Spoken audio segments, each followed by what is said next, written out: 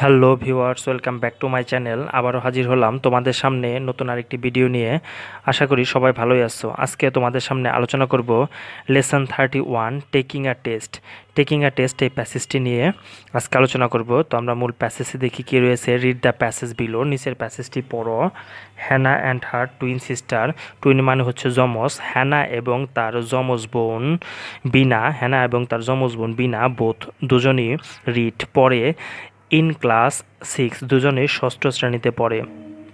They are having, তাদের হচ্ছে the half yearly examination at school, তাদের বিদ্যালয়ে অর্ধবার্ষিক পরীক্ষা। টুডে আজ দে আর গোয়িং টু টেক, আজ তারা দিতে যাচ্ছে দ্য ইংলিশ টেস্ট, আজ তারা ইংরেজি পরীক্ষা দিতে যাচ্ছে। দেয়ার টিচার মিস সীমা চৌধুরী, তাদের শিক্ষিকা সীমা চৌধুরী, মিস সীমা চৌধুরী এন্টার্স, প্রবেশ করে দ্য ক্লাসরুম, শ্রেণীকক্ষে প্রবেশ করলেন।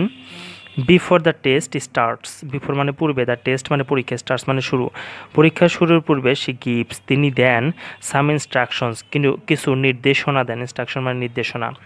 টু দ্য ক্লাস, তিনি শ্রেণীকক্ষে বা শ্রেণীকক্ষে যে ছাত্রছাত্রী আছে এদেরকে কিছু নির্দেশনা দেন।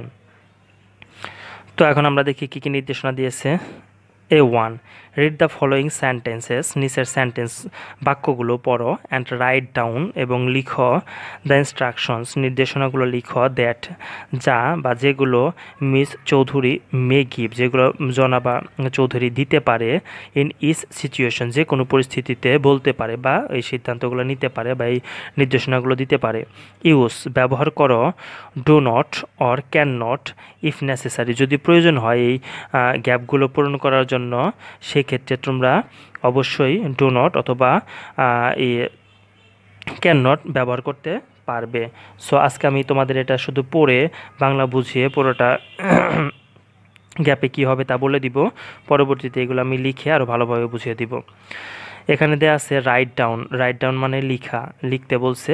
টক মানে কথা বলা, পুট অ্যাওয়ে মানে হলো রাখা বা সরিয়ে রাখা যেটাকে বলে, অ্যাওয়ে মানে দূরে, দূরে রাখতে বলছে। রিড মানে পড়া, কপি মানে কোনো কিছু কপি করা বা ওটা দেখে লেখা, স্টার্ট মানে শুরু করা, গো মানে যাওয়া, বি কোয়াইট মানে শান্ত থাকা বা চুপ থাকা।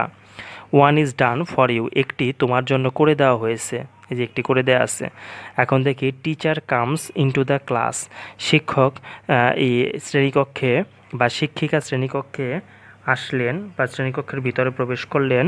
অ্যান্ড ফাইন্ডস, এবং খুঁজে বের করলেন দ্য স্টুডেন্ট, ছাত্রছাত্রীদেরকে make a lot of noise, এর মানে হচ্ছে যে শিক্ষক শ্রেণীকক্ষে প্রবেশ করলেন এবং তিনি ছাত্রছাত্রীদের গোলমাল দেখতে পেলেন বা হই হুল্লো করতেছে তা দেখলেন।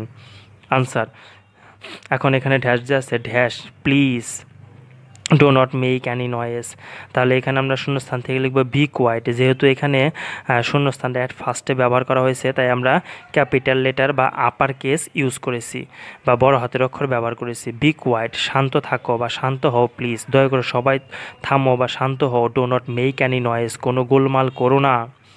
টিচার, শিক্ষিকা বললে সিস বুকস, শিক্ষিকা teacher third person singular number হওয়ার কারণে ভার্বের সাথে এস বা ইএস যুক্ত হয়েছে।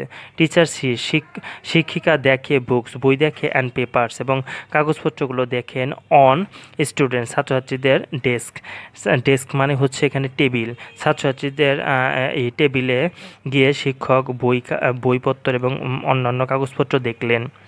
শি টেলস দেম, তিনি তাদের বলেন, dash all books and papers from your desk, এই দেখো অল বুকস মানে হচ্ছে সকল বই, অ্যান্ড পেপার কাগজপত্র, ফ্রম ইয়োর ডেস্ক তোমার ডেস্ক থেকে সকল কাগজপত্র কী করো, কী করতে বলছে, সকল কাগজপত্রগুলো আমাদের নিশ্চয়ই এগুলো আমাদের পরীক্ষার সময় রেখে আসতে বলে বা সরাতে বলে, তাই আমরা এখানে লিখবো সরানো ইংরেজি কি, সরানো ইংরেজি হচ্ছে যে পুট অ্যাওয়ে, পুট অ্যাওয়ে মানে রেখে আসো, সবগুলো সরিয়ে রেখে আসো, বই খাতা বা কাগজপত্র যা আছে দূরে রেখে আসো। শি গিভস, তিনি দেন, গিভস মানে দেন, স্ক্রিপ্টস টু দ্য স্টুডেন্টস, তিনি ছাত্রছাত্রীদের লেখার জন্য যে খাতা সেই স্ক্রিপ্টটি দেন। অ্যান্ড সেজ, এবং বলেন, ড্যাশ ইওর নেম, এখানে হবে রাইট ডাউন, লিখো ইওর নেম তোমাদের নাম লিখো। ক্লাস, ক্লাস লেখো। সেকশন, যে সেকশনে তোমরা পড়ো, ক বিভাগ না খ বিভাগ, এগুলো লিখো। কষাখানা গসাখা এগুলা। রোল নাম্বার, তারপর রোল নাম্বারটি লিখো। সাবজেক্ট অ্যান্ড ডেট, এবং যে বিষয়ে পরীক্ষা হচ্ছে সেই বিষয়টি লিখো এবং ডেট এবং আজকের তারিখটি লিখো। She gives the question papers, সে কোশ্চেন পেপারগুলো দিল বা প্রশ্নপত্র দিল, অ্যান্ড টেলস দেম, এবং তারপরে বলল ড্যাশ দ্য কোশ্চেন্স কেয়ারফুলি। এখানে হবে রিড, রিড মানে পড়ো, রিড দ্য কোশ্চেন্স কেয়ারফুলি, প্রশ্নগুলো ভালোভাবে পড়ো। Dash from someone else script, এই নাম্বারে দেওয়া আছে, এখানে লিখবো আমরা ডু নট কপি, কপি করবে না বা দেখে লিখবে না ফ্রম সামওয়ানস এলস স্ক্রিপ্ট, কারো খাতা দেখে লিখতে পারবে না বা লিখবে না। ড্যাশ উইথ আদার্স, এখানে হবে আবার ডো নট লিখবো, ডো নট টক বা ডোন্ট টক উইথ আদার্স, অন্যের সাথে কথা বলবে না। ইউ, আমরা এখানে ক্যান নট ইউজ করব, you can not go out, তুমি বাইরে যেতে পারবে না, বিফোর মানে পূর্বে, 1 আওয়ার ইজ ওভার, 1 ঘন্টা শেষ হওয়ার আগে তুমি বাইরে যেতে পারবে না। ড্যাশ রাইটিং, স্টার্ট হবে, স্টার্ট রাইটিং, লেখা শুরু করো। সো ভিউয়ার্স, আজকে পর্যন্তই। পরবর্তী নেক্সট আরেকটি লেসন নিয়ে তোমাদের সামনে হাজির হব। সে পর্যন্ত সবাই ভালো থাকবে, সুস্থ থাকবে। যদি ভিডিওটি ভালো লেগে থাকে তাহলে অবশ্যই লাইক, কমেন্ট, শেয়ার এবং সাবস্ক্রাইব করে পাশেই থাকবে।